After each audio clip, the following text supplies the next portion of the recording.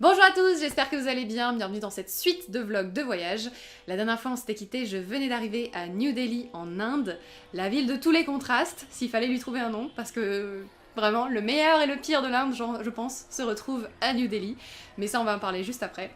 Comme vous pouvez le voir, le format évolue, de toute façon il a pas mal changé depuis le tout début en Turquie, ça pique un peu les yeux quand je revois les toutes premières vidéos.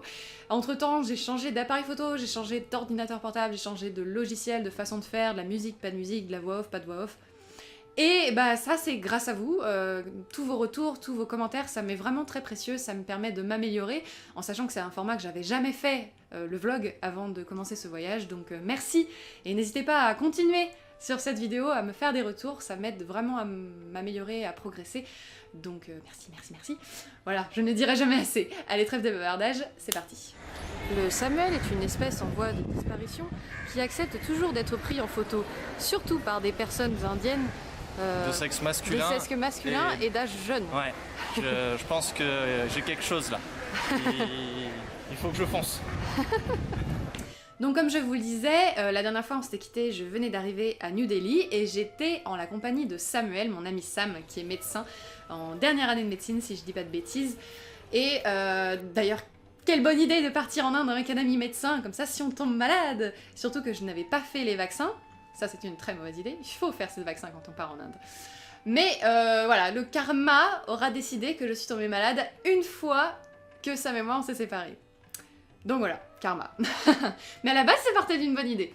Bref, ça a beaucoup changé ma façon de voyager, de fait d'être avec Sam, parce qu'avant j'étais beaucoup plus libre, enfin j'ai été avec ma cousine, mais elle était dans un rythme très à la cool, j'étais avec mon père à Jérusalem, mais c'était que pour quelques jours. Là, on était parti pour être 2 semaines ensemble en Inde, et Sam, il avait que 2 semaines de voyage, surtout que en études de médecine, il trime comme un fou, et il voulait rentabiliser ces 2 semaines de vacances, et voir le plus de choses possible, ce qui est complètement compréhensible, sauf que moi, ça m'a mis... ça a complètement bouleversé ma dynamique de voyage, et ma réaction à ça, c'est que j'ai été dans le déni. Je me suis dit, je m'adapte à lui, c'est son voyage, il va kiffer, moi, je ferme ma gueule, et on va vivre à son rythme. Et en fait... La première semaine s'est assez bien passée parce que j'ai vu plein de choses que de moi-même j'aurais pas vues si j'avais pas été dans ce rythme effréné de voyage. Mais il n'y a pas eu un moment où je me suis posée, où j'ai pris le temps de me dire « Waouh, qu'est-ce que c'est tout ça que je viens de vivre ?» de prendre le temps d'ingurgiter, parce qu'on se prend quand même pas mal de choses dans la face en fait. L'Inde, c'est réputé pour être super violent pour le mental, parce que c'est une culture complètement différente de la nôtre, c'est des codes complètement différents, c'est toute une autre culture, toute une autre vie, toute une autre atmosphère. La nourriture aussi, c'est compliqué la nourriture en Inde. J'ai déjà un petit peu abordé ça, mais voilà, la nourriture est quasiment tout le temps épicée, donc on transpire encore plus, et du coup on a le palais qui arrache, et du coup on a le mal à l'estomac, du coup on mange plus, enfin... C'était un cercle vicieux dans lequel je suis rentrée. Et j'étais tout le temps dans le déni, à me dire non mais c'est trop beau ce que je suis en Inde, c'est tellement génial, c'est incroyable. Et il n'y a pas un moment où je me suis posée, je me suis dit merde, en fait c'est en train de me retourner le corps, la tête, le cœur, tout ça, c'est en train d'avoir un impact super puissant sur moi, et j'ai besoin de relâcher la pression. Et du coup après Delhi, avec Sam, on a pris le train. Ça encore, c'est une expérience à part entière. Si jamais vous avez l'occasion, prenez le train. Peut-être pas tout seul. Je l'ai fait après tout seul. Yeah. Mais prenez le train, c'est vraiment chouette. En plus, alors c'est tout un voyage. En lui-même, prendre le train en Inde, c'est un voyage. Le train va plus lentement que les voitures. C'est un vieux train, souvent. Les portes sont ouvertes. Tu peux sauter du train en marche si tu veux. Tu peux même, je pense, sauter dans le train en marche. En vrai, je pense que c'est faisable. Jamais de contrôleur. Il y a des contrôleurs dans les classes plus élevées, parce que nous, du coup, on est dans la sleeper, c'est la classe la moins chère, qui fait, je sais pas, au moins 75% du train. Le reste, après, t'as la troisième air conditionnée, t'as la deuxième air conditionnée, t'as la première, enfin, voilà. Mais la plupart du train, c'est la sleeper. Il y a une fois où j'ai fait 26 heures de train. Cette fois-là, je prendrai le temps de développer tout ce que c'est que de prendre le train en Inde. Bref, du coup on arrive à Agra avec Sam pour voir le Taj Mahal, Et avec toutes ces expériences-là qui m'étaient arrivées, j'étais vraiment dans le pire état possible pour pouvoir apprécier quoi que ce soit. Et bah forcément, je n'ai pas apprécié le Taj Mahal. On s'est levé à 5h du matin pour voir le lever de soleil. Il est 5h30 du matin, on s'est levé à cette heure-ci pour voir le Taj Mahal sous le lever de soleil. Et ça y est, je commence à être malade. En Inde, le lever de soleil, tu le vois pas. Il y a une nappe, enfin, pas partout, mais en tout cas à cet endroit-là, à ce moment-là, le lever de soleil, on l'a pas vu. Il y avait une nappe de pollution, une nappe de brouillard. Comme c'est pas permis, le soleil, on le voyait jamais. Il était derrière cette espèce d'écran flou qui barrait tout le ciel. C'était pas vraiment des nuages, c'était vraiment une espèce de mélange de poussière et de pollution qui fait que du coup le lever de soleil, bah c'est pas un lever de soleil, juste c'est de plus en plus lumineux. Et c'est déjà du coup tu fais merde, je me suis levée à 5h du matin, je vois pas le lever de soleil. Première déception. En plus, bon à 5h du matin, il faisait 38 degrés. En sachant que le reste du temps il faisait au moins 42 et puis c'est monté ensuite, hein, c'est allé jusqu'à 46. Mais là déjà il faisait 42 degrés. Aujourd'hui je suis explosée de fatigue. Il faisait tellement chaud dans la chambre avec le ventilateur qui faisait un boucan pas possible.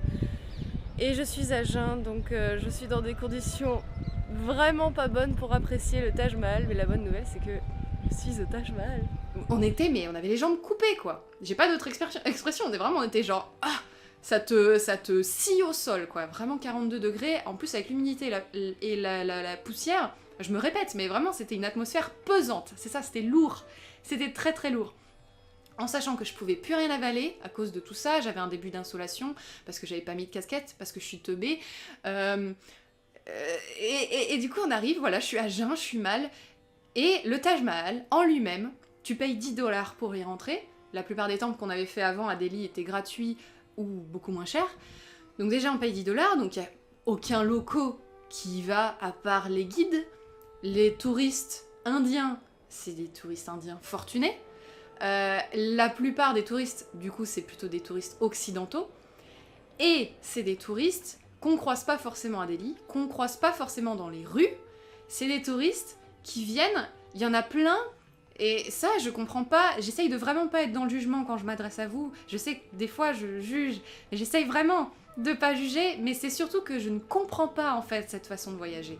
Il y a des gens qui viennent en avion, qui atterrissent à Agra, parce que Agra a un aéroport, ils atterrissent à Agra, ils vont dans un hôtel 4 étoiles, ils prennent le taxi, ils arrivent au Taj Mahal, ils repartent dans leur taxi, ils repartent dans leur hôtel et ils repartent en avion. Et je me dis, mais c'est tellement dommage en fait d'avoir cette seule expérience de l'Inde, du Taj Mahal. Parce que il y a tellement plus à offrir. Je peux comprendre que ça fasse peur, parce que l'Inde, c'est vraiment une culture différente. Et en effet, tu sors du Taj Mahal, il y a des estropiés qui sont en train de mendier dans la rue, t'as des vaches, t'as des bouses de vaches du coup, t'as des singes, il y en a certains qui t'attaquent. Ouais, ok, ça fait peur. Mais si tu vas en Inde juste pour voir le Taj Mahal, non, c'est trop con, faut pas faire ça. Et du coup, la population au Taj Mahal, c'était vraiment des gens que je comprends pas et qui je suis pour juger. Moi-même, je suis une touriste, moi-même, je suis une occidentale, moi-même, je fais partie de la classe, d'une classe plutôt aisée. Mais le fait de voir ça sous tes yeux, Ah oui. je me sentais vraiment pas bien en fait. Salut, toi. Et en même temps, je voulais apprécier cette expérience parce que, en plus, j'avais fait tout ce voyage pour y être. Donc c'est horrible, t'as la culpabilité, t'as tout ça. Et enfin bref, je parle, mais tout ça pour dire que mon expérience du Taj Mahal était vraiment pas bonne. Et vous allez rire, mais ma seule bonne expérience du Taj Mahal, c'est quand je me suis allongée sur un banc devant le Taj Mahal. Le banc était en pierre, il était froid. Et là, le bonheur. J'ai enfin pu dormir. J'ai dormi, je crois, 1 heure ou 2 devant le Taj Mahal. Alors par contre, quand il a fallu quitter ce banc, là ça a été dur. Et heureusement, après, on a quitté Agra, on a fui avec Sam vers Jaipur, et là, ça a été le début de la réconciliation, le début de l'histoire d'amour avec l'Inde. J'ai appris à aimer l'Inde, et j'ai eu une expérience incroyable à Jaipur, mais ça, je vais vous en parler dans la prochaine vidéo. Donc voilà, ce sera tout pour aujourd'hui. Je vous remercie d'avoir regardé cette vidéo.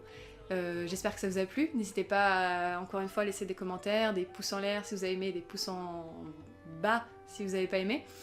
Vous pouvez aussi suivre la chaîne, voilà, Et vous pouvez aussi me suivre sur Twitch, parce que je fais des lives, je fais du jeu vidéo, et je parle et je raconte ma vie, comme maintenant. Voilà. Allez, je vous fais des bisous, et je vous dis à très bientôt. Ciao. Je